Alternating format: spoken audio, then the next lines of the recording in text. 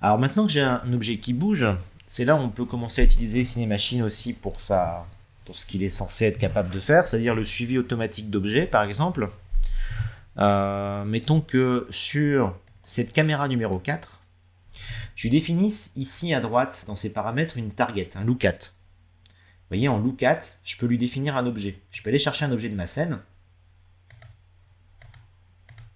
Et dans ma scène, j'ai par exemple mon acteur qui est sphère principale. Voilà.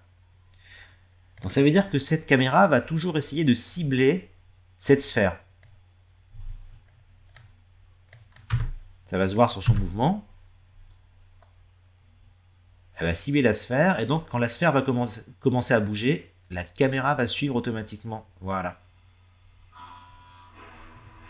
voyez. Alors je veux que cette caméra filme plus longtemps. Voilà. Et d'ailleurs, si je prends cette caméra qui est ici, hein, dans plan 4, qui est dans mes caméras, plan 4, voilà. Si je la bouge, là, on va bien voir qu'il y a un lookat. Parce que, voilà. Vous voyez, elle est toujours en train de filmer ma sphère. Voilà. Donc ça, c'est un lookat, mais on peut aussi mettre un follow, hein, c'est-à-dire qu'on peut lui dire de suivre un objet. C'est-à-dire qu'elle va plutôt rester derrière en position fixe, elle va essayer de te déplacer en même temps que lui. Donc là, on a juste défini un lookat. Mais ce qui est intéressant, c'est que maintenant qu'on a défini un lookat, on a des paramètres ici de ciblage dans aim. Et on voit ici des zones en fait. Hein. Et ce qui est intéressant, c'est que j'ai par exemple ici la possibilité de mettre une zone morte. Vous voyez, Dead Zone with et Dead Zone 8. Et si j'augmente cette zone morte, on voit que ça augmente ici les deux traits là. Ça veut dire que, voilà, ça c'est une zone dans laquelle tant que l'objet va se déplacer, la caméra va pas essayer de le suivre. Par contre, si l'objet commence à aller dans cette zone-là, la caméra va commencer à tourner en fait pour essayer de faire en sorte qu'il reste dans le cadre. Alors d'ailleurs, pourquoi ça me...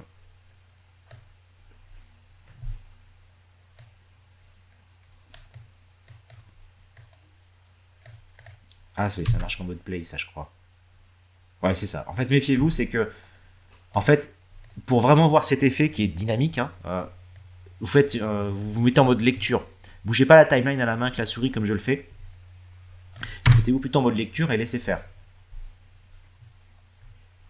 Voilà, donc là, elle bouge, la caméra fait rien, et dès qu'elle arrive un peu là, alors je pense que ma zone morte est trop forte, c'est pour ça effectivement. Donc en fait, voilà, je vais faire une zone morte plutôt comme ceci. On va voir ce qui se passe. Voilà, là ça bouge pas. Hop, et dès qu'elle sort, ça y est, la caméra commence à bouger. Ah bah non. Ah, ça y est, là-bas. Voilà. Ouais, c'est par rapport au centre de l'objet. Donc je vais plutôt faire comme ça. Comme ça. On va voir. Tac. Donc là, ça bouge pas. Et voilà, c'est ça. Là, elle suit. On y arrive. Et donc c'est un mouvement automatique. Donc je pourrais très bien animer des objets, des personnages, et puis laisser faire un peu la caméra sur certains aspects en fait de mon film. Et notamment, je peux faire en sorte qu'elle anticipe le mouvement. Look ahead time, ça veut dire qu'elle va essayer d'anticiper à l'avance la rotation enfin la position de l'objet. J'ai augmenté cette valeur. Là, il y a ça donne plutôt un léger retard. Là, il y a un smoothing. Il faut tester les paramètres. Hein.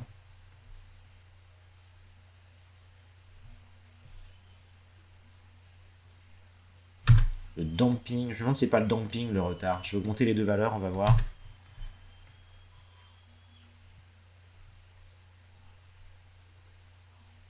Ouais, pour le coup, le damping, c'est une sorte de retard, ouais, c'est ça. Parce que là, elle a mis beaucoup de temps à essayer de la suivre.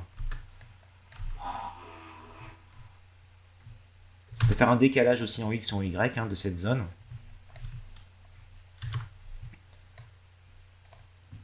Changer la partie soft, on va dire. Voilà. Tout un tas de petits réglages. Ça peut être intéressant, ça.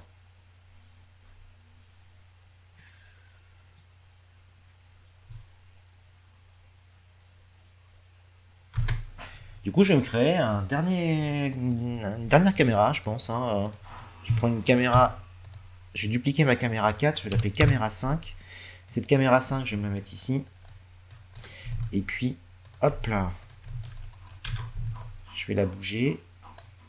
Alors, où est-ce que je la mets? Est-ce que je filme comme ça depuis l'extérieur? Poum. Ça peut être intéressant. Et au passage, je voyais que le reflet, en fait, hein. Là, on voit bien que le reflection probe ici est celui de la pièce à l'intérieur, et dès que ma sphère sort de l'influence du reflection probe, j'ai un reflet qui fait un fondu vers le reflet de la skybox. Voilà, donc ça pourrait être vers une autre pièce. Voilà, donc c'est intéressant, tac, ça sort, ça fait comme ça. Alors je vais faire la coupure peut-être un peu avant, ici.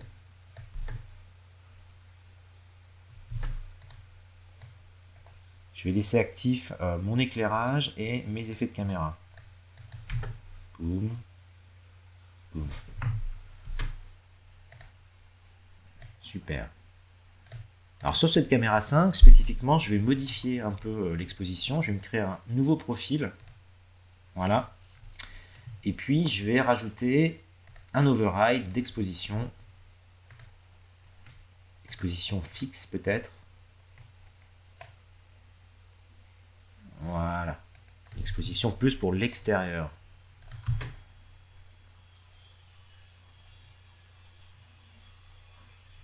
Voilà, comme ça, je voyais le retard de ma caméra pour suivre l'objet.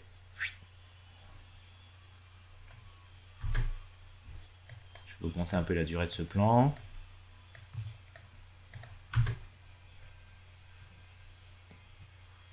Voilà. Bon, c'est pas mal.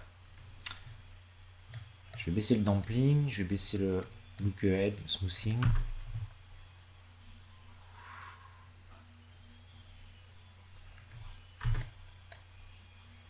Ok.